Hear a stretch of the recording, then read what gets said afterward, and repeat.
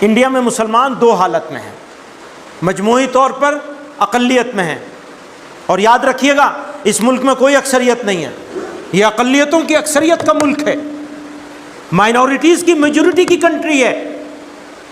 ہمیں اپنے دماغ کی کھڑکی کھولنی پڑے گی اور اس سے نکلنا پڑے گا جہاں ہم بیٹھے ہوئے ہیں۔ اور بے ایمان ہیں وہ لوگ جو تہمت لگاتے ہیں، الزام لگاتے ہیں اور مسلمانوں کو غلط راستے پہ لے جانے کی کوشش کر رہے ہیں، دشمن ہیں، ان سے مقابلہ کرنا پڑے گا ہمیں اور آپ کو۔ تو سن لیجئے، مسلمان بحیثیت مجموعی اگر دیکھیں گے تو اقلیت میں ہیں، اور مقامی طور پر کہیں اقلیت میں ہے کہیں اکثریت میں ہے، کہیں اقلیت میں ہے کہیں اکثریت میں ہے۔ دیوبند میں اکثریت ہے۔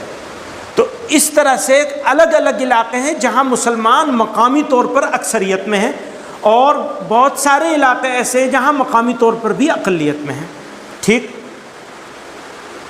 اگر مسلمان کی تعداد 20 کروڑ مان لی جائے تو مجھے یہ بتائیے کتنے فیصد مسلمان ہیں جو مقامی طور پر اکثریت میں ہیں اور کتنے فیصد ایسے ہیں جو مقامی طور پر اقلیت میں ہیں؟ 12-15% سے زیادہ لوگ ایسے نہیں ہوں گے جو مسلم اکثریتی علاقوں میں رہتے ہوں۔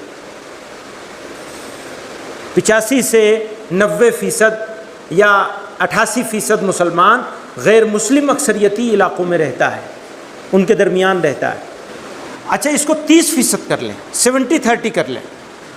30% مسلم میجورٹی، مسلم ڈومینیٹڈ ایریا میں رہنے والا مسلمان، 70% غیر مسلم علاقوں میں، تو 20 کروڑ کا 14 کروڑ غیر مسلموں کے بیچ میں رہتا ہے اور 6 کروڑ مسلمانوں کے بیچ میں رہتا ہے۔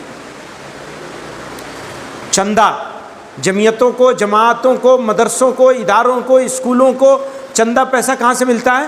مسلم اکثریتی علاقوں سے۔ افراد کہاں سے ملتے ہیں؟ مسلم اکثریتی علاقوں سے۔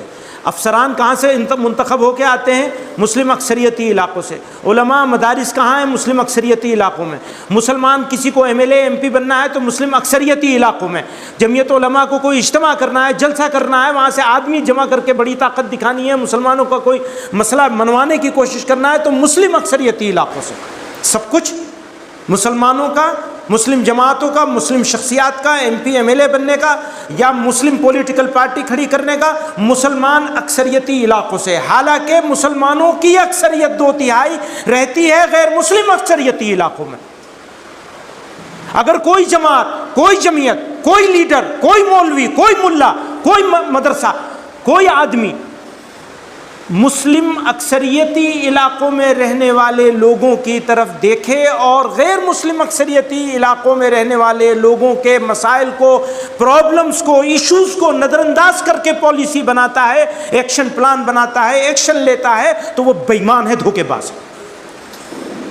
پہلے ان کا مسئلہ حل ہوگا جن کا ایمان خطرے میں ہے، جن کے آبرو خطرے میں ہے۔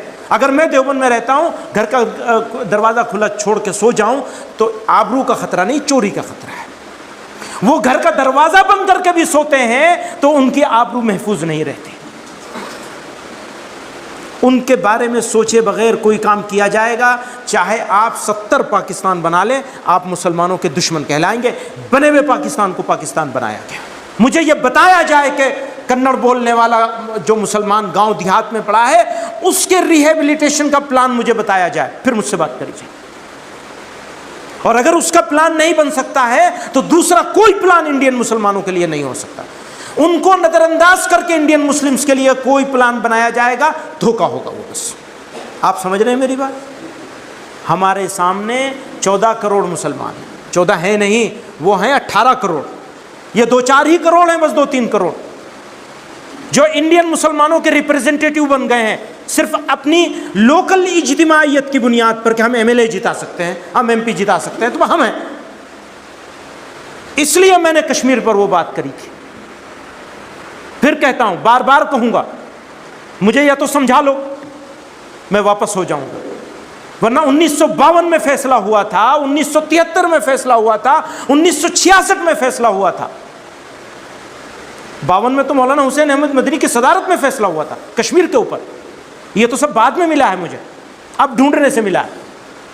فیصلہ پہلے کر لیا تھا جمیعت علماء کی مجلس عاملہ نے۔ خالصتاً ملت کے اس طبقے کے مفاد میں جس کی عزت آبرو ایمان خطرے میں ہے، اس کی طرف نظر ہے۔ آپ سمجھ رہے ہیں؟